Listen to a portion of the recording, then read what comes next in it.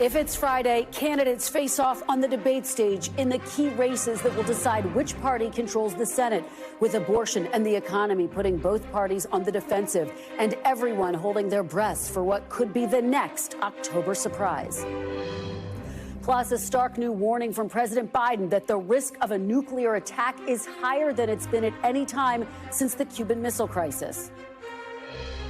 And in a historic move, President Biden pardons thousands for possession of marijuana, fulfilling a campaign promise 1 month before the midterms. And as crime is a top issue in some critical battleground races.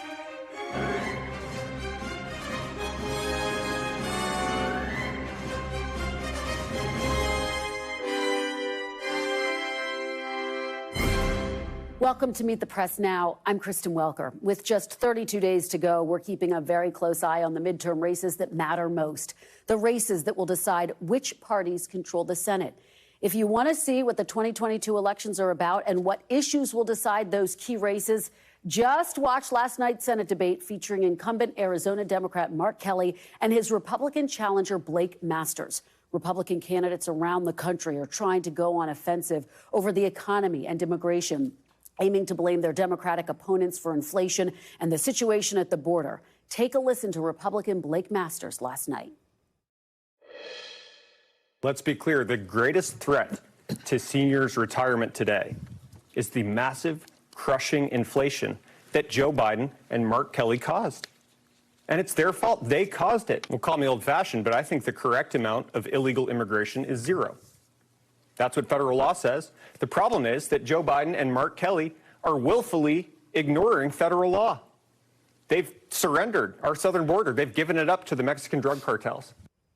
On the issue of immigration, Senator Mark Kelly distanced himself from President Biden's immigration policies, saying he disagrees with the administration's handling of the border, which is something we've seen a handful of Democrats do in battleground races.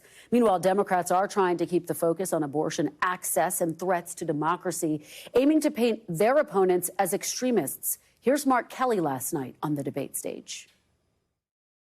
Arizona women have totally lost the right to make a decision about abortion. It's devastating. It's wrong. It's exactly what my opponent, Blake Masters, wants. This election in 2024, I mean, we could wind up in a situation where the wheels come off of our democracy, and it's because of folks like Blake Masters that are questioning the integrity of an election. We do elections well in the state of Arizona. And, you know, folks, it's got to stop. Masters did backtrack on his past election denials, telling the debate moderator that he did not see any evidence of fraud or that the voting was tampered with in 2020. Folks, October surprises aside, and we've seen a few of them already in recent days, these are the closing messages candidates are planning to run on between now and Election Day. So let's head out to the campaign trail and hear from some of our NBC News reporters who are following these key Senate races all around the country. NBC's Vaughn Hilliard is in Phoenix, Arizona. NBC's Ali Rafa is down in Macon, Georgia. NBC's Antonia Hilton is in Raleigh, North Carolina. And NBC's Natasha Korecki is fresh off the trail following races in Nevada and Wisconsin. She has been very busy. Vaughn, I have to start with you. You were there last night during this very heated debate. Take us into the room. We just heard some of the attacks back and forth. What stood out to you? I think this was the distillation of the 2022 midterms that played out in that sole debate last night. You know, about the first half of it was dedicated largely to inflation, the economy, and immigration. And you heard there Blake Masters' attempt to take Mark Kelly and connect him to the Democratic agenda of the Senate majority, as well as the White House. He even used Kyrsten Sinema, the other senator from Arizona, as a crutch, making the suggestion that, well, at least the other senator here, you know, put a stop to Build Back Better in some other Democratic agenda items that were at the top of their list. But then he said Mark Kelly was essentially a rubber stamp for whatever Joe Biden wanted to pass. And from immigration to the economy, he used him as an example to be made as to what happens and what the consequences are of Democrats when they control Washington. But then on the back half, you saw abortion, and then you just heard it there. Mark Kelly making the case that Blake Masters, who told me that he would have objected to the certification of Joe Biden's win on January 6, 2021, if he had been in the U.S. Senate at the time, that he is a threat to the democracy come 2024. And you heard on the issue of abortion as well, Mark Kelly make the case that that the state of Arizona should return the protections to women, the reproductive rights that they had under Roe v. Wade before it was overturned under Dobbs. This is a situation, and Mark Kelly made the case that Blake Masters is the type of guy, in his words, who tries to tell you what to do because he knows what's best when it comes from women's health care to veterans affairs to the privatization of Social Security. That this is a distillation, I think, of what you are seeing in terms of the messaging around the country. The one other beat I want to take, though, here is that Donald Trump is going to be appearing alongside Blake Masters, but also the other down-ballot candidates, Kari Lake, Abe Hamadeh, who's running for Attorney General, Mark Finchem for Secretary of State, this Sunday, because just about 110 hours from now, early voting begins here in the state of Arizona. And when it comes to the abortion issue, you have seen this rise front and center, not only in the Senate race, but also here in the governor's race. I want to let you hear a little back and forth that I had just the other night with Kari Lake on this very issue. Take a listen. Would you, as governor, urge the state legislature to defend the territorial law that is currently on the books and being defended by the attorney general? And would that also include no exceptions, even in the case of... Did you just show up to this event? Because I gave a very long answer on abortion there. I talk about it all the time. I've answered this question numerous times, but I haven't heard, is any one of you pinning down my no-show opponent, my coward opponent, on this subject? But why not clarify those questions that I just put because to you? we don't know what the law really is right now. We're trying to figure that out. And I will uphold the law, whatever the law may be. And this is frankly the difficulty. Blake Masters in the past had suggested a federal personhood law, and Katie Hobbs right now has not distanced herself from this territorial ban that you heard me ask her about, which is what is currently the law of the land here in Arizona, which is a ban against all abortions except when a woman's life is in jeopardy here. Both of these candidates are facing pressure from their Democratic opponents who say that these restrictions are not good for the people of Arizona. Yeah, that law going back to the 1800s. Vaughn, thank you for all of your great reporting and that interview last night with Kari Lake. Allie, let me go out to you because you are really at ground zero for the October surprises on the campaign trail so far. Of course, these allegations against Herschel Walker by an anonymous woman that he paid for her to have an abortion. And of course, he only supports abortion up to 15 weeks, no exceptions after that. So what is the very latest on the ground? Because he's really taken a page from the Trump playbook. He's been defiant. He has denied the story completely. His campaign saying it's time to turn the page. They're confident they can move forward. What are you hearing? Kristen, that's right. I think across the board for both parties, the real answer here is as far as reaction, as far as how much they want this story to keep on going, less is more. You know, we know that Herschel Walker is not having any public events today, although we know he's having a private virtual meeting with some local Republicans over Zoom. But as far as what we saw today on the ground here in Georgia, we're in Macon, where Senator Raphael Warnock had a rally earlier today. And the Democrats I spoke with here say that, like I said, less is more. They don't want this to take the focus of the race. They want this these last few weeks ahead of these consequential midterm elections to stick to the issues that they say matter most, not on the personal dramas and personal pasts of these two candidates. And that was a pretty surprising answer. They said that they're not surprised that Senator Raphael Warnock hasn't directly come out and reacted largely to these allegations. We have heard him during a press conference yesterday call them disgusting, but he's really largely avoided talking about this during his rallies.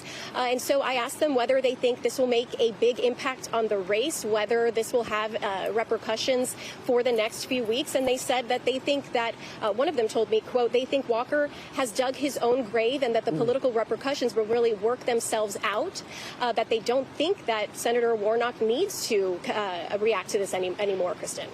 Oh, it's so interesting to hear the strategy inside both campaigns. And you're so right to point out that Warnock has walked a very fine line. As you say, he made that one comment, but he certainly has not really delved into this issue every day. So that's interesting. Antonia, let me go out to you in North Carolina. And of course, tonight is North Carolina's first and only Senate debate. You have Republican Congressman Ted Budd and former Chief Justice of the Supreme Court, Sherry Beasley.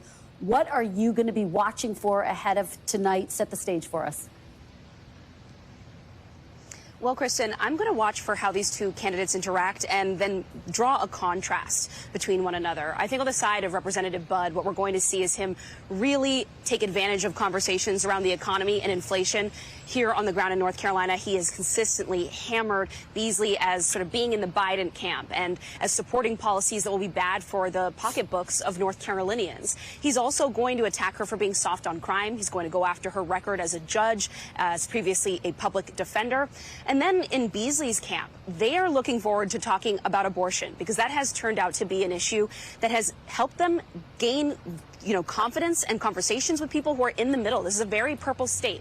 And while this campaign may not have gotten as much attention as other states, there's a lot at stake here, too. And so they're finding that abortion, post-Dobbs decision, there are a lot of folks who have cued into this midterm election and who are concerned about the state of reproductive access for women here. So you're going to hear her talk a lot about that. And you're also going to hear her talk about election integrity, threats to democracy. She's going to go after Rep. Budd for, not believing in the results of the 2020 election, for his association with former President Trump. And so it's really going to be those contrasts, each painting the other as extreme and unfit for people who they're still fighting for in the middle here, Kristen. Yeah, and extreme is the word of these midterm elections, Antonia. You are right about that. You see a lot of Democrats and Republicans trying to fit their opponents into that extreme box. Natasha, let me turn to you. Of course, you're going to be watching Wisconsin's Senate debate. It's first so far. Mandela Barnes, Ron Johnson. What are you going to be watching for? And of course, you have similar issues, right? Abortion, inflation, the economy, and crime has fared quite prominently in that race as well. Right. So many of the same issues here are permeating this race. We're seeing the same kinds of things that everyone just brought up. We're seeing abortion on the Democratic side, and we're seeing crime and the economy on the Republican side. What I'm really going to be looking for is how well Mandela Barnes, he's the newcomer here, how well he can fight back. Ron Johnson has been pummeling Mandela Barnes on crime. He's been using Mandela Barnes' own words where he seemed open to defunding the police, although Mandela Barnes has tried to distance himself so much from those remarks. He does not support defunding the police.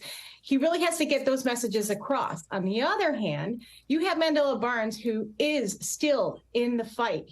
These two are neck and neck, and this is after Mandela Barnes has withstood millions of dollars in attack ads on crime. And Mandela Barnes is going to hit Ron Johnson on extremism. He's going to hit him also on Medicare and Social Security. This is an issue that Democrats in Wisconsin think it makes Ron Johnson particularly vulnerable, because Ron Johnson did say in a radio interview this year that it should be on the chopping block every year. And that's really rattled some key constituencies, not the least of which are independent voters in Wisconsin. So those are the things I'll really be looking at. We also have all other kinds of extremism that Mandela Barnes will be hitting him on earlier this week. Ron Johnson mentioned January 6th was not an armed insurrection. That I would expect to come up as well. And of course, Democrats focusing on abortion in Wisconsin the same way they are in all of these battleground states. Yeah, you're so right to point that out. And it's worth just reminding our viewers that threats to the democracy, according to one of our latest polls, was a top issue for voters. So that's why we're seeing such a key focus on it. And undoubtedly, it'll feature prominently tonight. Ali, let me go back to you quickly, because Georgia is just so critical to Republican chances for taking back the Senate. And that is why you are seeing Republicans rally around Herschel Walker, despite this controversy that he's facing. Talk about the mood on the ground there, because you really are there where they are processing this October surprise. How are voters not necessarily responding to Walker and Warnock right now in their strategy, but more so to the fact that they are at a state that is so critical to who wins control of Congress? Absolutely, and that's not lost on voters here, especially Republicans. And it's an interesting question because there was actually an op-ed written by Georgia's lieutenant governor who notably can speak more candidly about this because he's not running for re-election. And this op-ed, I want to notably mention that it is titled, "The GOP Should Never Have Bet on Herschel Walker." I think that title speaks for itself, Kristen, and it really highlights the stark differences between national Republicans, these congressional Republicans, who have rushed to the defense of Herschel Walker, who have committed to campaigning for him in person, backing him with more campaign dollars. And then you have local Republicans on the ground here in Georgia who are frustrated by this, and they don't think that they see eye to eye with these national Republicans. So they may be in the same party, but they're definitely not on the same page. It's something that they've told us they are frustrated by and hope it could work itself out. But the real question here in these critical last few weeks ahead of these consequential midterm elections is where will voters fall on this issue? Will Republican voters here in Georgia more align with local Republicans or the national ones that we've already seen jump to Walker's aid? Yeah, that is the big question, Allie. You're absolutely right about that. Great reporting by all. Really appreciate it. Allie, Antonia, Natasha, and of course, Vaughn beforehand. Thanks to all of you. And coming up, President Biden behind closed doors delivered an alarming assessment of Russia's President Putin and the escalating risk of nuclear war. We're live in Moscow and Kyiv next. Plus, stocks sink after the latest jobs report, what it means for inflation, interest rates, and the midterms. You're watching Meet the Press now.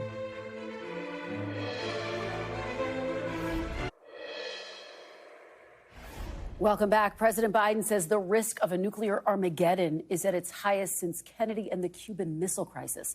Speaking off camera at a Democratic fundraiser, the president stressed that Putin is not joking when he talks about potential use of tactical nuclear weapons, adding that Russia will use whatever force they need to protect the motherland. Despite those new remarks, the White House says today that it has not seen any reason to adjust the U.S. nuclear posture or any indication that Russia is preparing to use tactical nuclear weapons. President Biden's warning comes as Putin escalates his rhetoric about the use of a nuclear weapon as the Russian military continues to retreat in eastern Ukraine. I'm joined now from Moscow by NBC News senior international correspondent Keir Simmons. Keir, thank you so much. Can you tell us what is the mood right now in Moscow? You know, Kristen, Russians, just like Americans, like anyone around the world, fear the idea of a nuclear war or even the firing of a nuclear missile. So that, of course, scares people. I have to say, what's really reached into the lives of Russian families has been this draft of 300,000 Russian men. Of course, that is people's sons, their brothers, their fathers. But we went out onto the streets of Moscow today after President Biden's comments to gauge the reaction. And really what we found most of all was disbelief. Are you frightened by the nuclear threats? No. You're not? I think it's not possible. We don't need it. We don't want it. And we did speak to an expert today here in Moscow who understands the Russian nuclear doctrine, who was trying to reassure, to say there are real limitations on what President Putin can do. Washington, too, trying to reassure, Kristen, just this afternoon, saying that they have seen no change in the Russian posture. There's no change in America's nuclear posture. But again, the difficulty is that President Putin faces limited options. It's just remarkable to hear that reaction there from the streets of Moscow.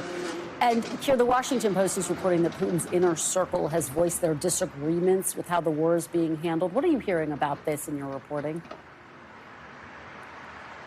Well, I think there are divisions inside the Kremlin, inside President Putin's inner circle. There always have been, well, huge rivalries, honestly. For example, some really legendary competition between the defense minister Shoigu and others who are close to President Putin. But that defense minister now on television here and from various allies of President Putin is really facing a barrage, open calls for him to be fired. And I think that just gives you a picture of just how tense things are here now in Moscow. Now, the trouble is that Defense Minister Shoigu is also an ally of President Putin, so it is a challenge, because you could argue that President Biden asked about what the off-ramp would be for President Putin. One thing he could do is remove his defense minister, of course, but that won't solve the challenges that he has in Ukraine. Again, right now, here in Moscow, President Putin is in a corner. What he's done in the past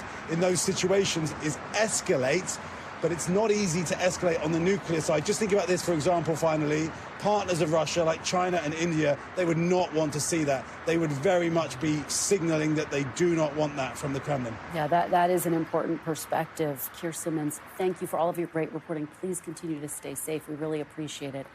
I now want to bring in NBC News' Cal Perry in Kyiv and Michael McFaul, former U.S. ambassador to Russia and an NBC News international affairs analyst. Cal, let me just start with you to set the table. How is Ukraine reacting to President Biden's warning about a nuclear Armageddon? There really hasn't been much reaction, at least no official reaction, partly because I think people here have a plan. They're sort of more used to this rhetoric. They've been hearing this since April. President Zelensky, since April, has been saying that he almost expects President Putin to use some kind of nuclear weapon because of the losses on the battlefield. The other reason people here aren't really surprised is that there are so many places in this country that have been destroyed, that have been flattened. The war has touched everybody. If you go to Bucha, just a suburb outside of Kyiv, it's gone. It's basically been disappeared, and there were mass graves there, and nobody really saw that a year ago. So the idea that Putin would escalate, as Keir is saying, which is a terrifying thing, isn't really going to shock people here, because these people are fighting a war, and in the eastern part of the country, they've been fighting a war since 2014. So it's an eerie kind of calm with trepidation and, of course, fear. But as I said, the people in the city of Kyiv have a plan. If you talk to people, they know how they would get out of the city, or at least they think they know if it happened. And that is a very sort of strange thing, Kristen. Absolutely strange and terrifying. Ambassador McFaul, let me bring you in and get your reaction to what President Biden said. This was behind closed doors. The White House was asked about this today. They notably did not reiterate and echo those same remarks, instead saying, look, he's just making the point that we are taking this threat by Putin very seriously. But is that type of language dangerous at a moment when tensions are so high, Ambassador? Well, first, there's no doubt in my mind that they're taking the threat very seriously. They have from the very beginning. Remember, last week was not the first time that Mr. Putin threatened to use nuclear weapons. He threatened at the very beginning of the war. And I talk to senior government officials from time to time. Even if the probability of that happening is 0.5%, their job is to make it 0.4, 0.3, 0.2, 0.1, right? Second, I would just say, if we're going to talk about these things, we should do them formally. We should do them in an address to the nation. I don't think it's appropriate to do them at a Democratic fundraiser. That's my personal view. But there's no doubt from what he said that the president is deeply concerned about this threat, and that's good. He should be deeply concerned about the threat and try to do everything in his power to try to reduce it. Ambassador McFaul, the White House notably said today that they have not assessed yet whether Putin has made a final determination. We know that they're concerned that the chances have increased.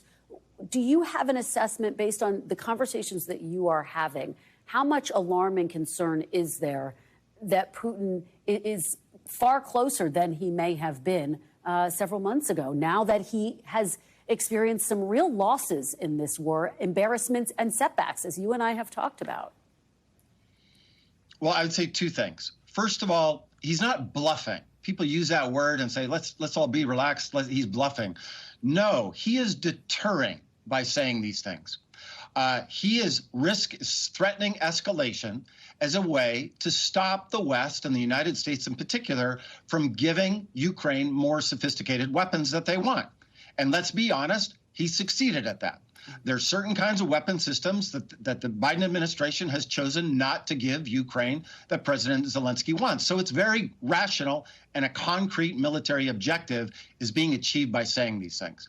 Second, to the point as to whether he's increased or not, I don't know how to assess that. When I watch what our government officials say, it leads me to believe that they're reading things in their intelligence briefings that make them increasingly nervous, especially when Jake Sullivan appeared on every television station network he could last week. That doesn't happen by accident. Somebody used to work at the White House. Having said that, you know, one has to play out what would be the military objective of a nuclear weapon. If Putin used a military weapon in Ukraine, how many Ukrainian leaders would say, oh, this is time to capitulate, we better stop fighting? My answer to that is zero. How many leaders in the world would say, Mr. Putin was right to use that nuclear weapon? My answer to that is zero. How many of Putin's inner circle, and these are people I used to deal with when I was ambassador, would say this was the righteous thing we needed to do? My guess is even that number is very, very low. And therefore, I hope Putin understands the assessment I just gave. I don't know if he does, but I don't see a military objective from using a nuclear weapon in Ukraine today. Just the opposite. I think it would cause the Ukrainians to fight even harder. Cal, let me go back to you, because we hear Ambassador McFaul talking about the concerns within the administration. And one of the big ones, one of the big focuses has been on the power plant at Zaporizhia. Can you bring us up to speed? What is the very latest there? We know that the UN nuclear agency chief was in Kyiv yesterday trying to assess the situation. Absolutely, and this will frame for you a little bit better why the people here in Ukraine aren't surprised by Vladimir Putin's comments. So Europe's biggest nuclear power plant, again, under fire in the last 12 hours. One of the electricity cables, one of the main cables that runs to that power plant, was hit, we think, by some kind of artillery fire, at least according to the Ukrainian military. And you can see there some aerial footage of this plant. This plant is under Russian control. It is occupied by Russian soldiers. It was a base of operations for Russia really from 2 months into this war. The IAEA has expressed continued concern about it. The electricity issue is a pretty simple one. If they can't get power to this plant, you can't cool the very, very key rods, which are there, those nuclear power rods, and the plant would have to switch to battery power, and that only lasts for 72 hours. So you have, again, concern about this plant because it's fighting going on in Zaporizhia. And let me add, in and around Zaporizhia, which is a big city, a big region, 11 people were killed yesterday by multiple rockets that were fired into a residential area, according to the president. They were fired, they waited for the rescue folks to arrive at the scene, and then they were fired again. So on multiple fronts, you see Russians attacking both infrastructure and civilian targets in this part of the country. And while all of that fighting is going on, Ambassador McFaul, we heard President Biden also talk about an off-ramp for President Putin, that he is looking for an off-ramp. Does one still exist? There's always an off-ramp for Mr. Putin. He literally tonight could announce, we've achieved our objectives and we're going home. And this notion that there would be these right-wing people would overthrow him and the Russian people would say, no, no, no, we want to keep fighting. I radically disagree with that assessment. The problem is Mr. Putin hasn't made that decision. He hasn't decided to do that. Instead, he's still doubling down, trying to mobilize more forces. But there's an easy off-ramp. There's a negotiation here.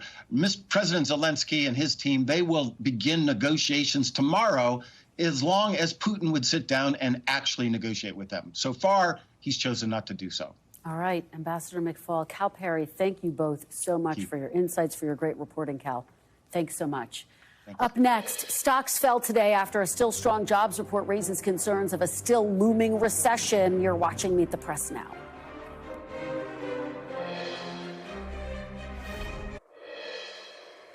Welcome back. After months of efforts from the Federal Reserve to tame inflation, today's new jobs report shows that hiring is slowing, but the stock market fell over concerns it isn't slowing fast enough.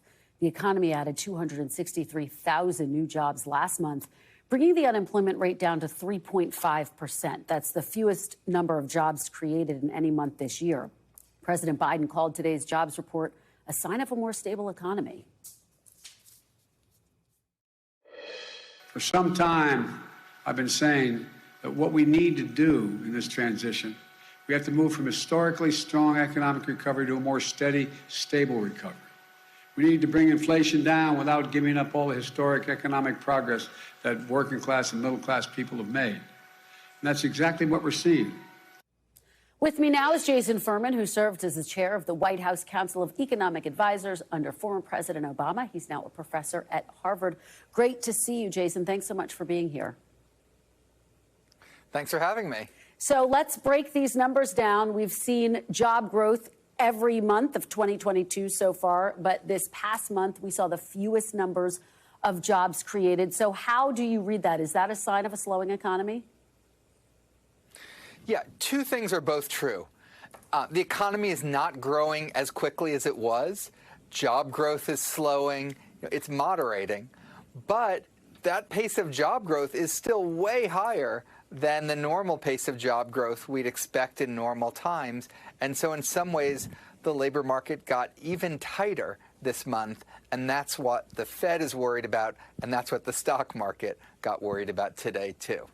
And so when you think about this, and I know I ask you about this every time we talk, Jason, I have to ask you again, do you think that the economy is slowing fast enough to avoid a recession? Where's your level of concern about a recession at this point? Look, an imminent recession, today's report says nothing to worry about at all. We're adding lots and lots of jobs. The problem is we've made zero progress on inflation. It's just as high, if not higher, than it was a year ago. The Fed is moving incredibly rapidly, and at some point that may lead us into a recession. It's more a worry I have about the second half of next year than I have about the current moment. Yeah, and you talk about the Fed moving very rapidly. They have been raising rates quite aggressively. What are you watching for? What are you expecting? Oh, I'm expecting them to raise rates by another 75 basis points at their next meeting. This is the most aggressive tightening they've done in 40 years, but there's a reason for it. Inflation is incredibly far from where they want it to be. It's made no progress, and the unemployment rate is, remains quite low. And given that, they have one objective. It's to bring inflation down, and that's not going to be easy or painless. It is easing. It seems to be easing a bit, Jason, but then at the same time, you have gas prices that are climbing moderately. We've seen that in recent days. The national average for a gallon, for example, of regular gas is $3.89. That's up 9 cents from a week ago and 23 cents from a month ago. And of course, we have OPEC cutting production. So what do you make of these rising gas prices? And could they undermine the efforts to combat inflation? Yeah, there's two different ways to look at inflation. Most people care about what they're actually spending. They care a lot about gasoline prices, a lot about food prices for very good reasons. Economists tend to look at something called core inflation. It strips those out. The reason it does is because things like gas prices are very volatile. They're out of the control of the president and the Federal Reserve. They depend a lot on choices made all around the world. When you take those gasoline prices out, you still see really high inflation and really steady inflation. And that's what worries economists. That's what worries the Fed, because gas prices will go up or down based on something that happens somewhere else in the world that I can't predict. Everything else, though, just keeps rising month after month. Very quickly, before I let you go, if you were advising President Biden today, what would you tell him to do? What steps should he take to address these gas prices, if anything? He did a release from the Strategic Petroleum Reserve. I think that helped a little bit. Maybe he could do more on domestic production, but unfortunately, gas price issue is mostly out of his hands unless he can persuade OPEC Plus to not cut back on their production. That was the big bombshell this week, what we have called one of the many October surprises that we have been following. Jason Furman, thank you so much. We really appreciate your joining us to give us your perspective. Ahead, historic pardons. President Biden clears thousands of federal convictions for marijuana possession, why some advocates say the move just does not go far enough, and others say the president went way too far. You're watching Meet the Press now.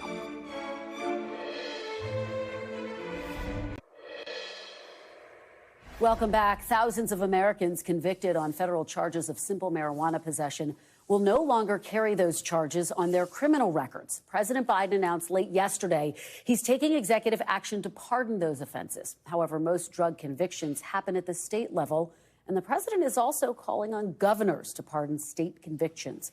Mr. Biden campaigned for president on a promise he would push Congress to federally decriminalize marijuana. The president also said he's asking the DOJ and HHS to review how the drug is classified. Marijuana is currently labeled Schedule I drug, the same classification, by the way, as heroin. Joining me now to discuss this is Cynthia Roseberry, Acting Director for the ACLU's Justice Division. Thank you so much for joining me, Cynthia. I really appreciate it. Thank you for having me. Let me just get your reaction to what you heard yesterday. You have been fighting for criminal justice reform, this type of an announcement, for quite some time. So what was your gut reaction? So I initially was elated, right, to think that the president would take categorical approach to pardons was one of the things that we've been fighting for in our redemption campaign. And then I have to admit that the reality set in that, as you mentioned, most simple possession convictions are held by the state. So while it's important to the individuals who are being pardoned, the numbers are relatively small. And the pardon doesn't really wipe the slate clean. It has to be accompanied by expungement of the record and sort of wraparound services to help people be redeemed from the harm that convictions have caused. I want to delve into all of that and how you think it is going to actually impact communities in a moment. But let you respond to some of the criticism that we're seeing. Some Republicans already pouncing on this move, criticizing it, saying it is a show of their argument that Democrats are soft on crime. What would your response be to those types of arguments? Well, I guess first, if tough on crime is what they propose, what the Republicans propose, then what they're doing is doubling down on failed past policies. We've seen tough on crime policies that are not data driven and that are not designed to help people re-enter and to be rehabilitated. The other reaction would be that, we have to really look at what is the aim of our criminal legal system, especially when we're talking about simple possession crimes. There's no harm to society that comes from them. We're in a moment not unlike the Prohibition era, right? When alcohol was legalized and there were naysayers saying that there's going to be so much harm and crime to the community. Whereas legalizing or at least decriminalizing marijuana, can add to public safety and can help folks who were harmed by these policies come topside and be able to participate in the industry legally. Well, so let's talk about now the nuts and bolts of this. The White House saying it's going to impact more than 6,000 people who fall into this category. But your argument is it just does not go far enough because, as we've been saying, most drug charges do occur at the state level. So what specifically should happen here? And what is your message to governors all across the country? My message to governors is if we believe that redemption is possible, if we're a nation of redemption, then show it.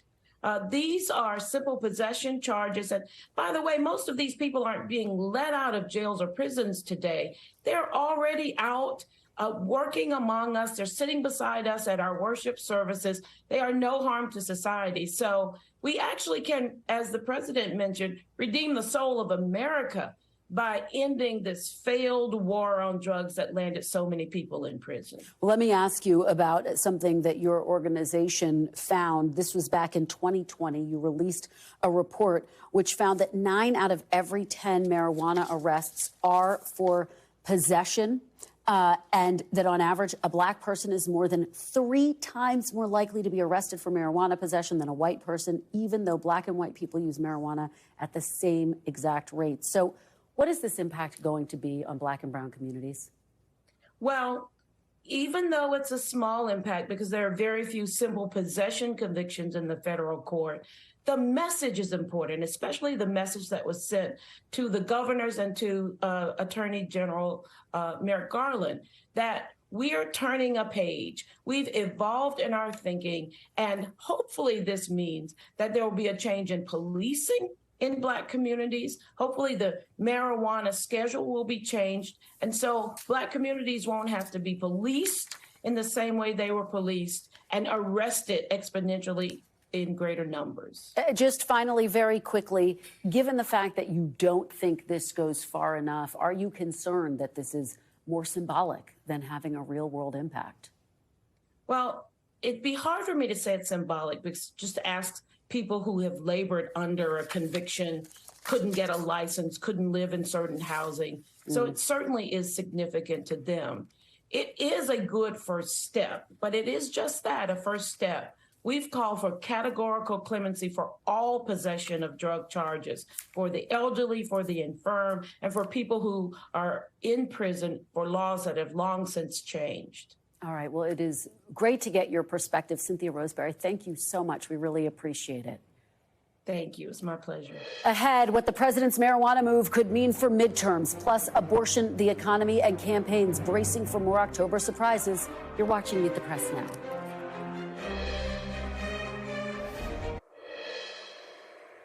Welcome back. It's October in an election year, and as NBC's Tom Brokaw says, watch out for UFOs, unforeseen occurrences, because when it comes to campaigns, the unforeseen will occur. We've already seen a few October surprises from the allegation that Herschel Walker, the staunchly anti-abortion Georgia Republican Senate candidate, paid for an abortion for a former girlfriend, an allegation which he strongly denies, to OPEC cutting oil production, a move that could raise gas prices significantly, to the Washington Post reporting federal agents think they've gathered enough evidence to charge Hunter Biden with tax crimes. NBC News has not confirmed that report yet. And even President Biden's announcement on marijuana reform. And we've still got a month to go, folks. So with that, joining me now to talk about it all is Meridith McGraw, national political correspondent for Politico, Democratic pollster and NBC News political analyst Cornell Belcher, and president and CEO of the Republican Main Street Partnership, Sarah Chamberlain. Thanks to all of you for being here. Meridith, set the stage. How big of a week was this in the grand scheme of things for the midterms? We're less than 5 weeks out. I think you did a great job ticking through some of the main points. The OPEC news was huge. Yeah. And then, of course, Herschel Walker and this Daily Beast story that alleges he paid for a woman's abortion has really just rocked what is a critical battleground state in the upcoming midterm elections. Yeah, if Republicans want to win control of the Senate, they almost certainly have to win Georgia. I want to play the latest campaign ad. Folks, buckle up. This is something. This is from the NRSC. This is defending Herschel Walker, and it deals with his challenger, incumbent Raphael Warnock. Take a look. There's a guy running for Senate who pretends to be a man, but the mother of his own children says he fails to provide for them. This guy has no problem with aborting babies who are inconvenient. And the worst part, this guy claims to be a Christian. His name, Reverend Raphael Warnock. By the way, Sarah, we didn't even play the whole ad. Wow. That's a tough one. What do you make of it? Is it fair game? Is it smart strategy?